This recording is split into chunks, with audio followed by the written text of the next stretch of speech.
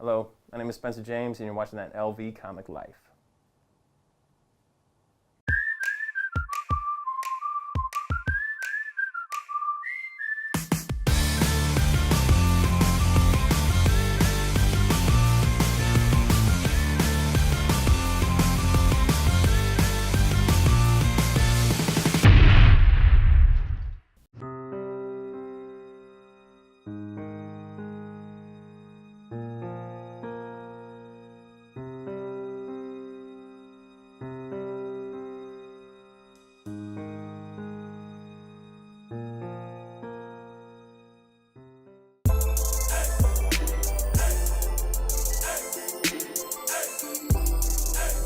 My name is Spencer James. My real name is Joshua Spencer. Not a lot of people know that. I have a little bit of a lisp, and Joshua is kind of hard.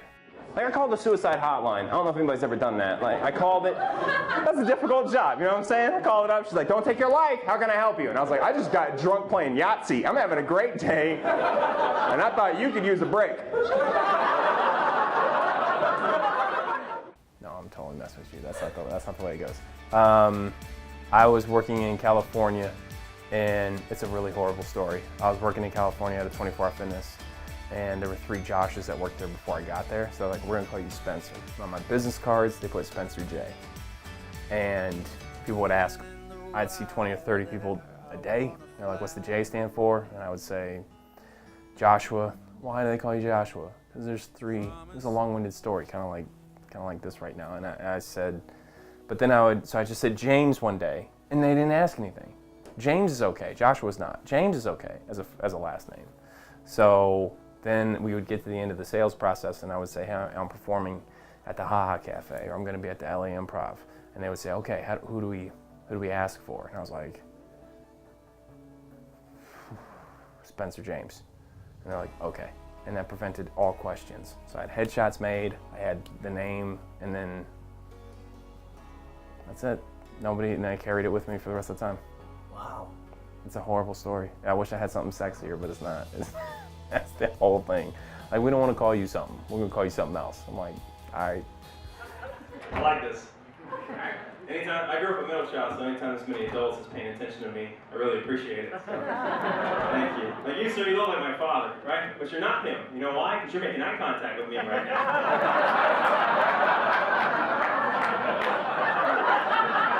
It's amazing!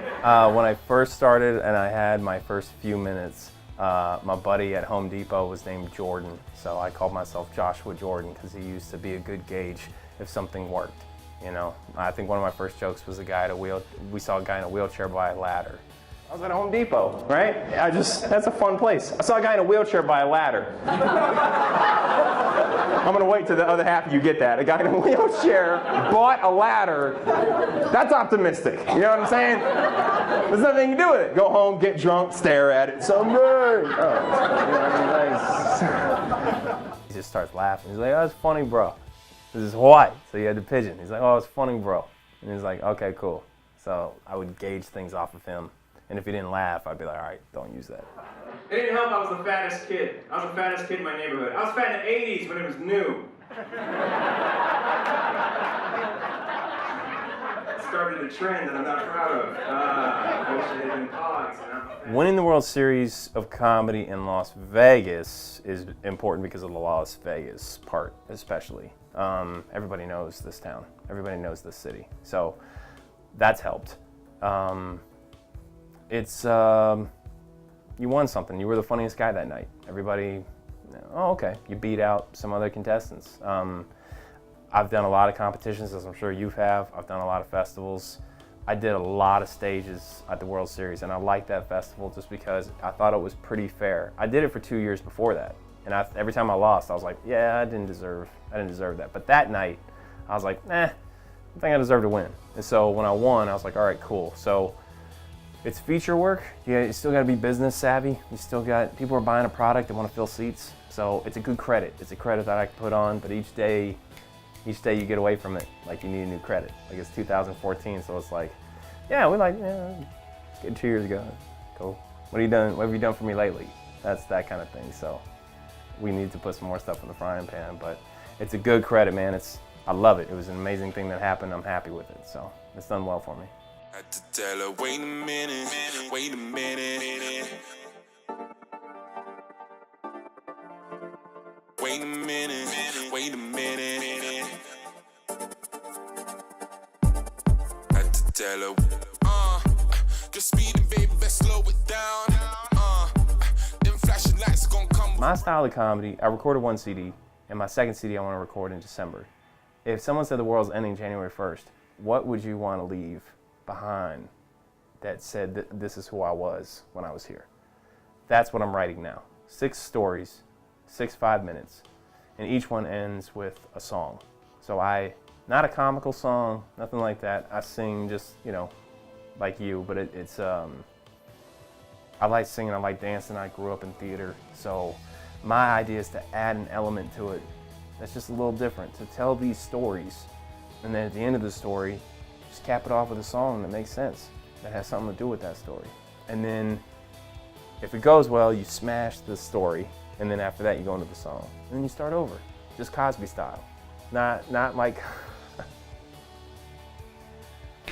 not like Cosby style now, where they like get drugged and forget what you just did, but like Cosby style, where he would do a whole thing and then the lights change behind him and he goes into a different story. Stuff like that. So my style, I think I want more of that. I want more of a quickness, of a style, of something that you can look forward to be like, here a song comes. Here a song comes, Like, the song comes. And then you're putting yourself back into a hole after a song by going back to zero.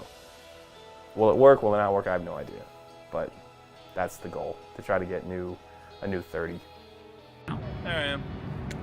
A guy told me once, when you first start this, it was in Hawaii, and he goes, when you first start this, there's going to be a thing that unlatches in your head, and you're going to see things, and you can't shut it off. It's going to be continuous, and you're not going to be able to shut it off. And it's true. I walk into this room, and there's 90 things that bug me, Not that bug me, but there's 90 things that I'm like, I asked you how many questions before we even started. Like, why is that hat? You do a character? I forgot about Pigeon. Why is there all kinds of people dressed up on this comedy show but not on other shows? When was that one taken? How come we're not sitting on these chairs? How come we're not sitting up here? Like, my mind goes crazy. Just like that when you put the headphones on. I was like, I gotta take a picture. I don't even know why. Why does that have a screensaver, but the one behind you doesn't have a screensaver? Like, I don't understand why these things happen. And you can't shut it off. You cannot shut it off. Why are we using 2 cameras? There's one here and one here. I have no idea until I see the video, and then maybe it'll make sense. Why did you point the light that way?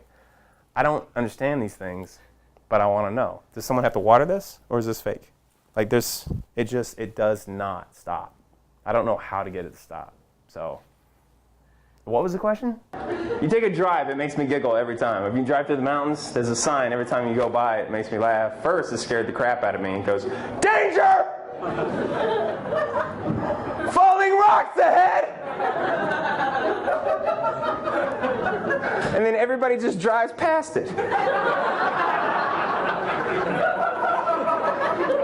Nobody stops. Nobody stops. There's no U-turn. There's no canopy. There's no gun turrets like shooting the rocks. There's just a sign that says, you might get messed up in the area. Worst show I ever had is, it's funny to us. It's funny to us.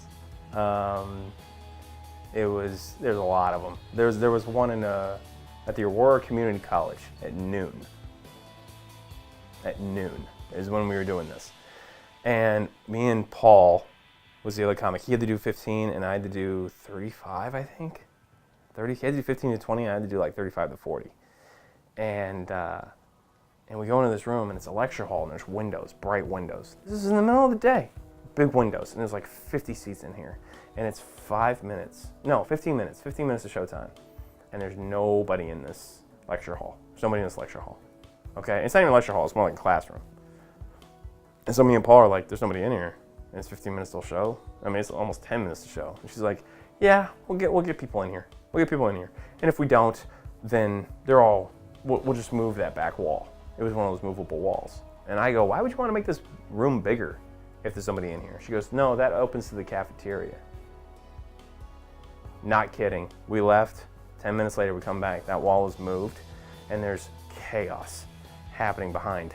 There's chaos happening behind that. and there was a mic stand that got put right in front of this kid at a high top table who was like eating Cheetos, like just looking at it.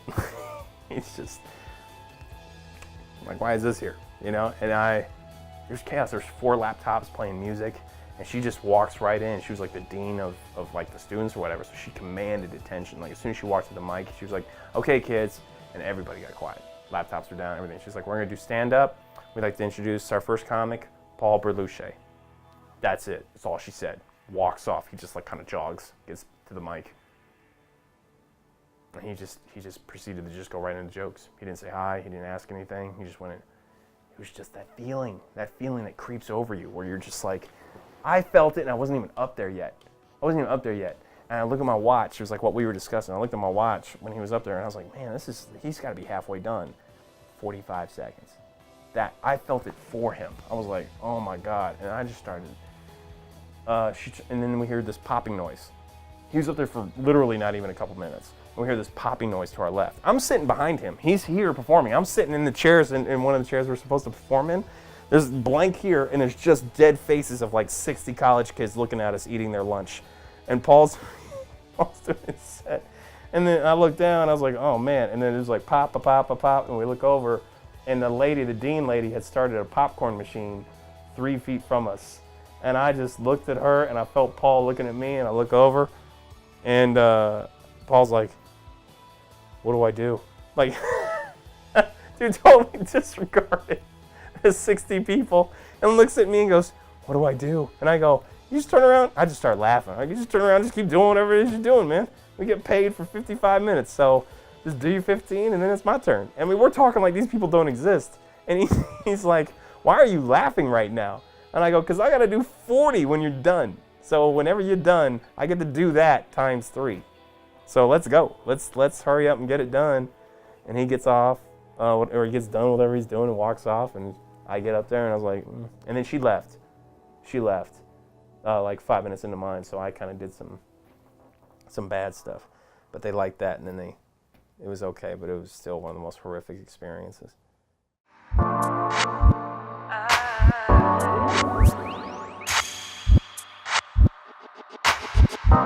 Just wanna break from it all. Too much drama in this city life, and I'm tired of fighting. And I know you've been stressed out too, and a little getaway could be so nice.